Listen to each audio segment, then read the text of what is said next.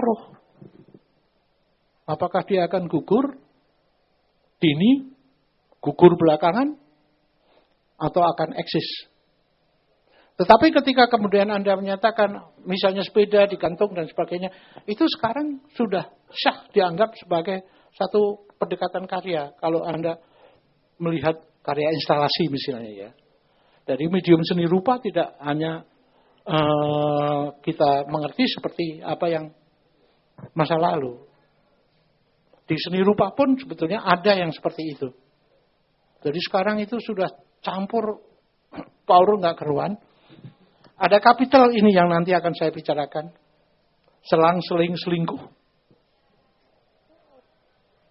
Untuk musik kontemporer abad 20. Itu barangkali Anda akan dijawab di sana itu nanti. Ketika kemudian juga terjadi suatu semacam egalitarian gitu. Egal, semuanya menjadi sama. Sekarang itu sudah terjadi. Untuk membuat musik tidak harus seorang komponis.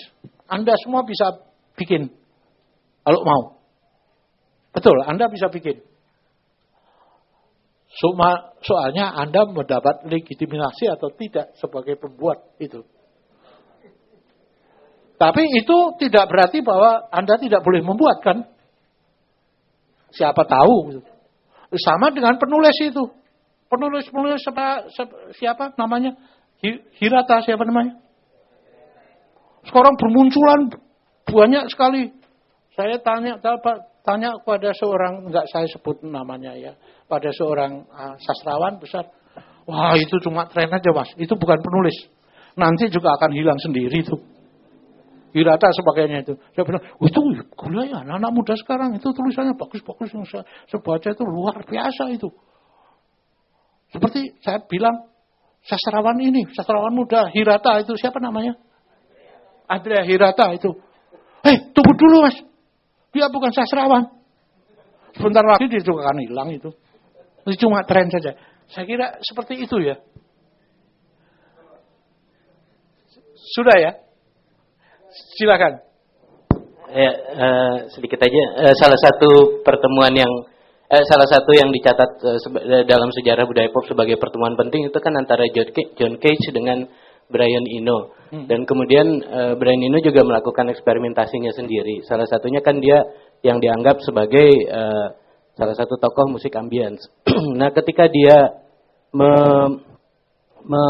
memasukkan bebunyian di airport misalnya sebagai bagian integral dari komposisinya, yang saya kemudian teringat adalah dari uraian Pak Sukaharjana adalah kalau tadi kan dari awal kuliah dikesankan bahwa saya menangkap bahwa musik adalah dialektika antara bunyi dan waktu.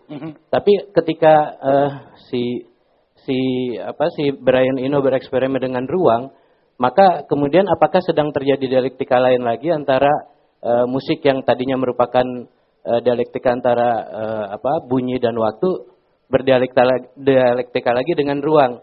Saya misalnya teringat dalam sebuah film dokumenter Singapura Gaga buatan Tang Ping-pin, itu salah seorang itu kan melihat Singapura dari bebunyiannya, dan salah satu yang ditampilkan di situ adalah salah seorang komponis yang sangat terkenal dari Singapura tapi ditampil di negerinya sendiri. Ketika dia balik dalam film itu digambarkan dia memainkan komposisi 4-3-3-nya John Cage tapi di lapangan parkir, dan efeknya jadi aneh juga, ada bunyi melintas mobil, ada angin, ada macam-macam, dan di situ kan saya merasa ada dialektika antara musik dengan ruang. Nah, lantas filmnya Gading Nugroho, Eclipse on the Time juga jelas misalnya trio free jazz yang didokumentasi dalam film tersebut. Misalnya ketika dalam proyeknya itu jangka waktunya itu lalu ada gempa Jogja, lantas dia dengan segera membelokkan proyeknya itu untuk melakukan pertunjukan di lokasi gempa di Jogja, dan tidak spontan, ada komposisinya juga, tetapi juga ada semacam dialektika antara sesama bunyi. Cuman saya melihat ada dialektika dengan ruang. Apakah kemudian dialektika seperti yang dicontohkan oleh Brian Eno dan contoh-contoh tadi itu adalah sebuah progresi yang sahih juga dalam perkembangan musik kontemporer? Ya dan tidak ya. Seperti contoh 433. Saya kira itu sebuah kasus yang ain malih hanya sekali ya. Anda bisa menirukan, Anda bisa memainkannya seandainya itu sebuah opus dari suatu komposisi. Tapi karena konteksnya yang lain, itu apanya ya, spiritnya sudah nggak masuk seperti ketika Keats pertama kali memainkan. Ada suatu pertunjukan, ini ya. Sebetulnya Keats tidak hanya berpikir ke sana. Keats berpikir kepada juga yang disebut happening art ya. Happening art. Wah, ini yang kemudian menimbulkan tren luar biasa itu. Itu antaranya adalah dialek antara ruang, waktu, sudah tidak dengan persoalan musik saja. Ruang, waktu, dan yang dia sebut insiden. Sesuatu yang kebetulan. Yang ditulis oleh dijadikan alasan oleh oleh Stravinsky. Sebagai alasan. Orang mencipta itu harus tunduk kepada yang bersifat kebetulan. Adalah Keats, bukan Stravinsky, Keats. Kalau saya menjatuhkan ini dan saya anggap sebagai sebuah musik, itu adalah konsep saya. Tapi apa yang terjadi sesungguhnya saya tidak tahu. Yang terjadi adalah sesuatu yang insiden, yang kebetulan, yang adalah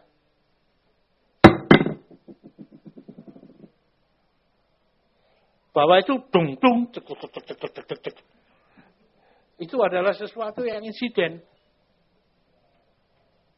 Yang tidak di luar kontrol saya. Buktinya apa? Kalau saya menjatuhkan lagi, hasilnya nggak seperti itu kok. Mirip. Lain.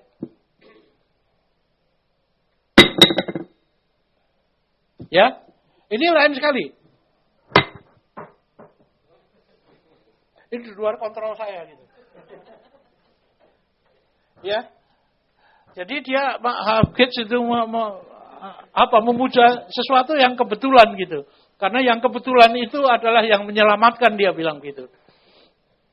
Anda boleh bikin konsep, siapapun boleh bikin konsep. Ya.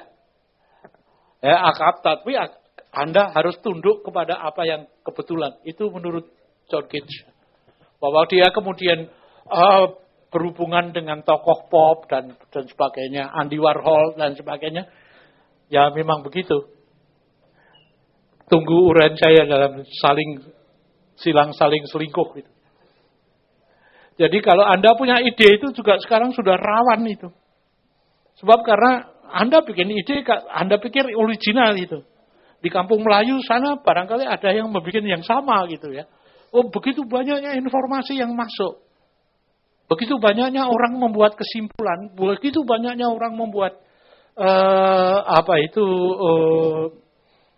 percobaan, baik secara profesional maupun amatur.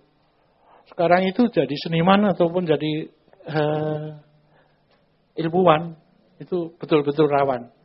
Barangkali yang tidak rawan jadi anggota politik DPR. Ya. Ada lagi? Silakan. Iya, silakan. Ini Mas, saya mau ini hanya ingin tahu aja kalau saya tidak keliru ada musisi yang menulis akhir modern minimalis itu seperti Philip Glass dengan Steve Reich itu dan Steve Reich itu dia posisinya di mana itu Mas sebetulnya dengan seperti Philip Glass dan Steve Reich itu Mas? Iya. Saya kurang tahu betul posisinya di mana, tapi saya akan menggarisbawahi apa yang Anda katakan tentang minimalis itu ya. Musik minimalis. Jadi minimalis itu tidak sekedar asal minimal gitu. Itu ada aturannya itu. Aturannya yang cukup complicated gitu. Dia bagaimana? Ke ruang dan waktu itu ya. Dia lebih eksak sebetulnya. Iya.